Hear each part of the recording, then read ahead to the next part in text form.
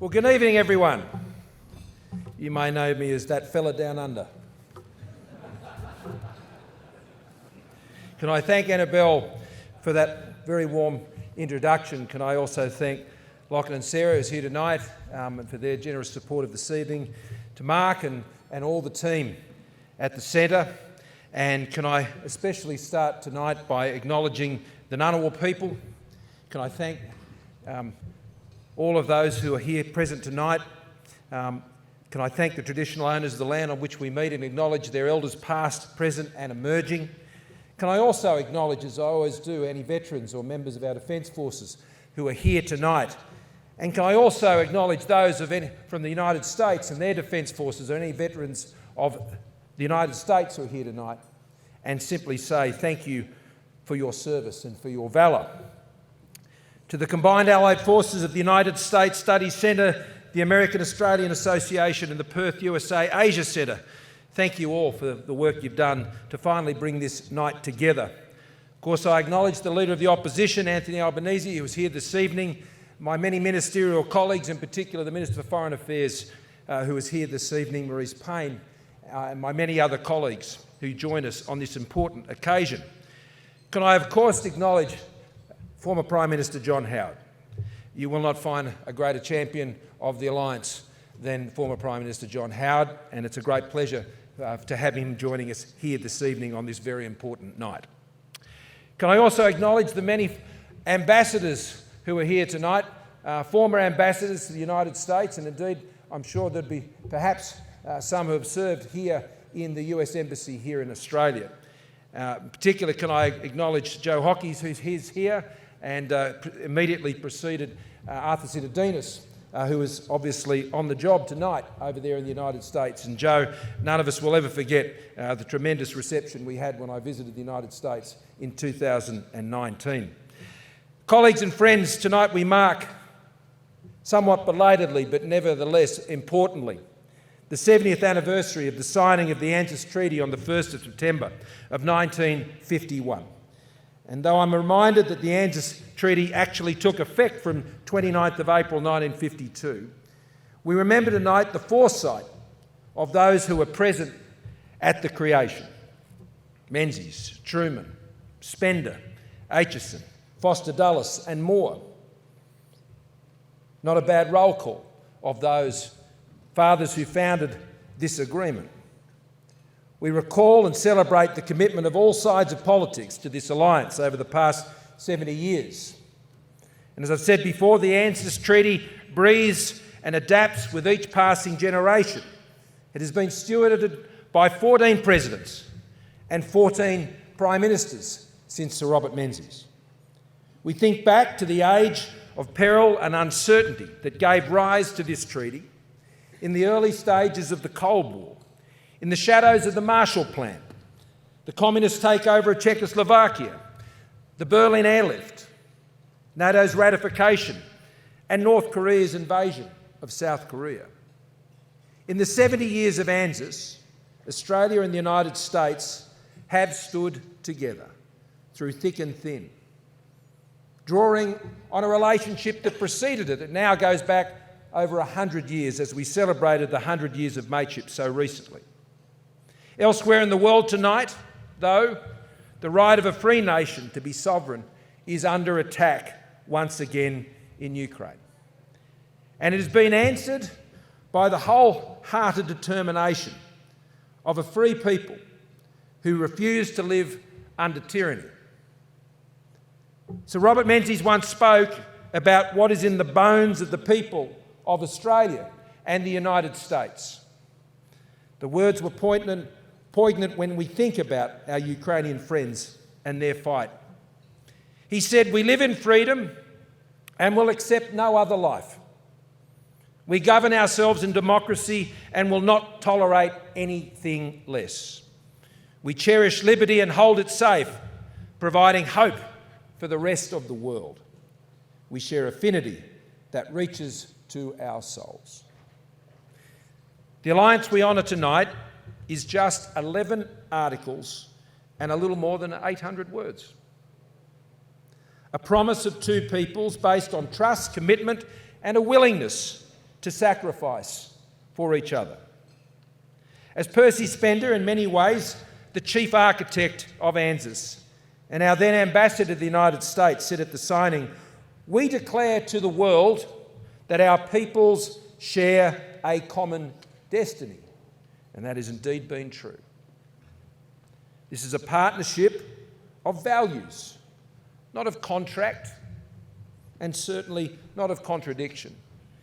It is not a relationship of transaction.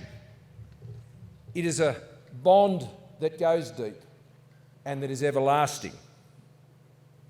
In this age where peace, stability and prosperity can certainly not be assured, I affirm our Australian pledge that we look to the United States, but we will never leave it to the United States.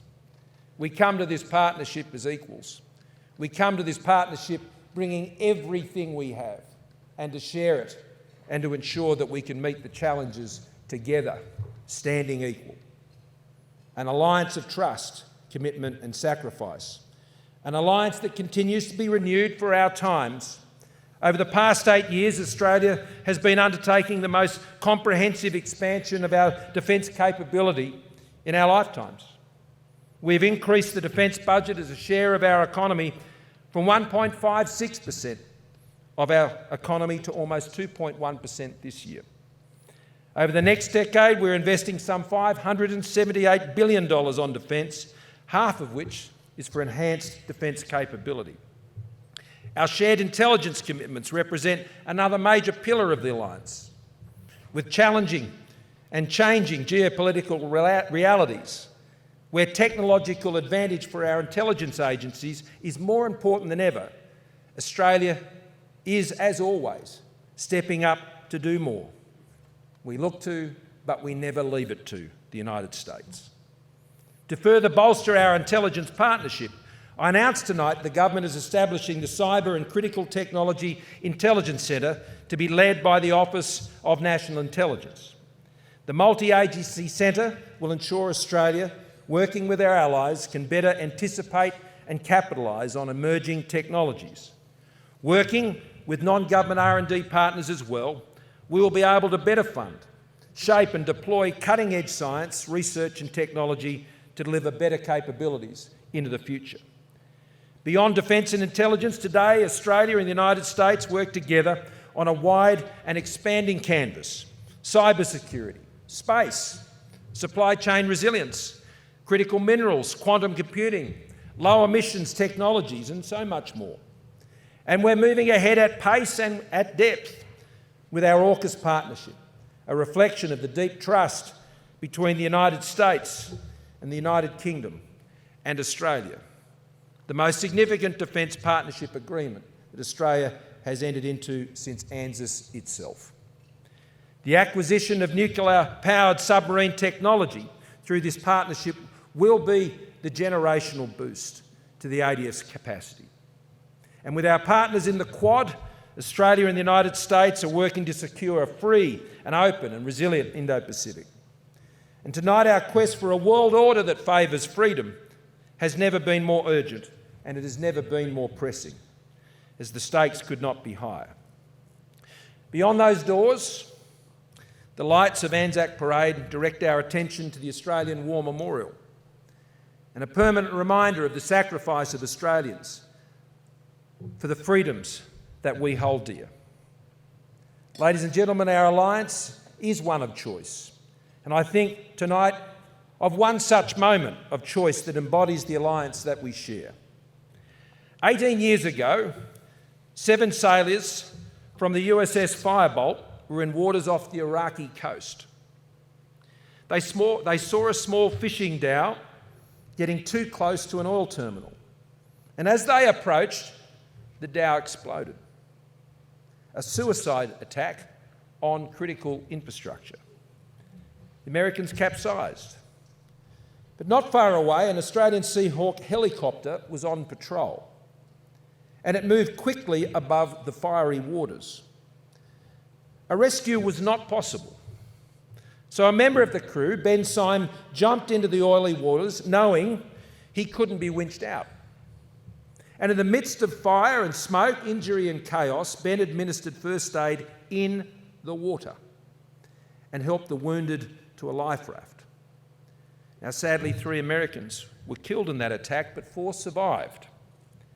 That night was 24 April. It was the eve of Anzac Day. And every Anzac Day since, Ben pauses to remember the fallen, Australian and American alike. Service personnel who, in the words of Abraham Lincoln, gave the last full measure of devotion. Warrant Officer Ben Syme, a recipient of the Medal of Gallantry, is with us tonight. Would you please stand?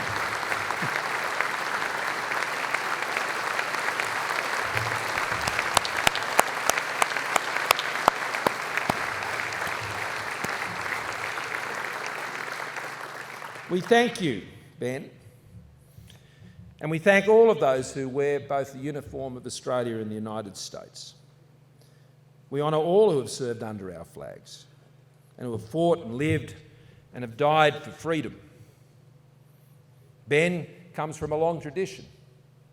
Les Bull Allen, people may know the story of Les as he pulled 11 Marines off the steep descent of Mount Tambo in New Guinea during the Second World War. He was given the Silver Star. And when I went to see the President in 2019, we presented him with a bronze statue of Les Bull Allen, as Les was pictured there, immortalised in this statue, carrying that American Marine up the hill. I think that symbolises so much of what our relationship is about. There will be times when we'll carry our American friends, and there are times when our American friends will carry us. But at all times, we are carrying the values and the beliefs that we hold dear, each of us, which will always ensure that this is an alliance, that this is a friendship, this is a bond that can never be broken, and any who seek to break it will learn that at their peril. Thank you for your attention tonight.